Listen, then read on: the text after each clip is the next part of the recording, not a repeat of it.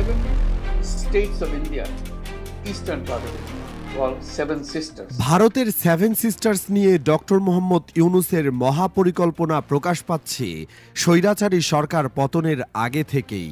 7 রাজ্যের ব্যবসা বাণিজ্য, পর্যটন, আমদানি রপ্তানি সবকিছুতেই ভারতের মূল ভূখণ্ডের চেয়ে সুবিধাজনক স্থানে বাংলাদেশ। সেভেন সিস্টার্সের কোথাও সমুদ্র বন্দর না থাকায় বাংলাদেশের বন্দরগুলো হতে পারে তাদের নির্ভরতার অন্যতম জায়গা। তাই বাংলাদেশকে সেভেন সিস্টার্সের সামুদ্রিক অভিভাবক হিসেবে আখ্যায়িত করেছেন প্রধান উপদেষ্টা ডক্টর মোহাম্মদ ইউনূস। অভিভাবক হিসেবে সেভেন সিস্টার্স নিয়ে কি পরিকল্পনা করছে অন্তর্বর্তীকালীন সরকার?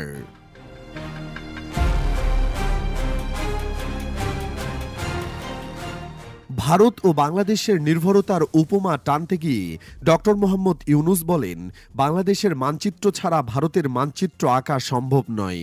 তাই বাংলাদেশের সীমান্ত লাগোয়া ভারতের রাজ্যগুলো, বিশেষ করে সেভেন সিস্টার্সের অর্থনীতিতে সহযোগিতাপূর্ণ প্রভাব বিস্তারের কথা ভাবছেন নোবেলজয়ী এই অর্থনীতিবিদ।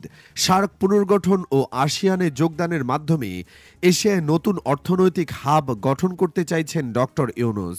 এক্ষেত্রে বাংলাদেশের বিশাল সমুদ্রসীমা কাজ করতে পারে একটি মোক্ষম হাতিয়ার হিসেবে। প্রধান উপদেষ্টা বলেছেন, বাংলাদেশের বিরাট সমুদ্র রয়েছে, নেপাল, ভুটান ও ভারতের সেভেন সিস্টার্সের সমুদ্র নেই। তারা আমাদের সমুদ্র ব্যবহার করে লাভবান হতে পারে, এতে আমরাও লাভবান হব। এই প্রসঙ্গে গত চীন সফরে প্রধান উপদেষ্টা বলেন, seven sisters is landlocked, we are the only guardian of the ocean. অর্থাৎ নেপাল ও ভুটানের মতো সেভেন সিস্টার্সও ভূমি বেষ্টিত। এই অঞ্চলকে যে সমুদ্রের উপর নির্ভর করতে হয়, আমরাই তার একমাত্র অভিভাবক। তিনি আরও উল্লেখ করেন, এই অঞ্চলটি চীনের বাণিজ্যের সম্প্রসারণ হতে পারে। এই অঞ্চল ব্যবহার করে চীনের উৎপাদিত পণ্য সমুদ্রপথে পুরো বিশ্বে পৌঁছে দেওয়া সম্ভব। প্রযুক্তি স্থানান্তরের মাধ্যমে পণ্য উৎপাদন, বিপণন সহ চীনের একটি প্রোডাকশন হাউসে পরিণত হতে পারে এই অঞ্চল। একই সাথে নেপালের অসীম জলবিদ্যুৎ সেভেন সিস্টার্সের মধ্য দিয়ে বাংলাদেশে আনা যেতে পারে। চীনের সহায়তায় একাধিক সমুদ্র বন্দর তৈরি করা হবে বাংলাদেশের উপকূলীয় অঞ্চলে। সেসব বন্দর ব্যবহার করে লাভবান হতে পারে নেপাল, ভুটান ও সেভেন সিস্টার্সের ব্যবসায়ীরা। পর্যটনের দিক দিয়েও লাভবান হবে উভয় পক্ষ। সেভেন সিস্টার্সের জনগণ সমুদ্র দেখতে যেতে হয় ভারতের মূল ভূখণ্ডের দীঘা বা পুরীর মতো সৈকতে।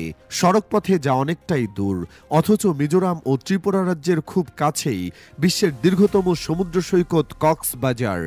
বাংলাদেশের সাথে সমঝোতা থাকলে তারা কম সময়ে ও কম খরচে ভ্রমণ করতে পারবে কক্সবাজার, কুয়াকাটা, সেন্ট মার্টিনের মতো অঞ্চল। আবার বাংলাদেশিরাও সহজে ভ্রমণ করতে পারবে মেঘালয়, সিকিমের মতো পাহাড়ি অঞ্চল।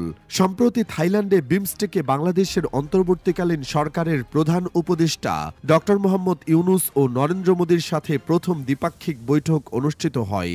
তবে সে বৈঠকে সেভেন সিস্টার্স প্রসঙ্গে কোনো আলোচনা হয়নি। 7 states of India, eastern part of India, called Seven Sisters. They are landlocked country, landlocked region of India. They have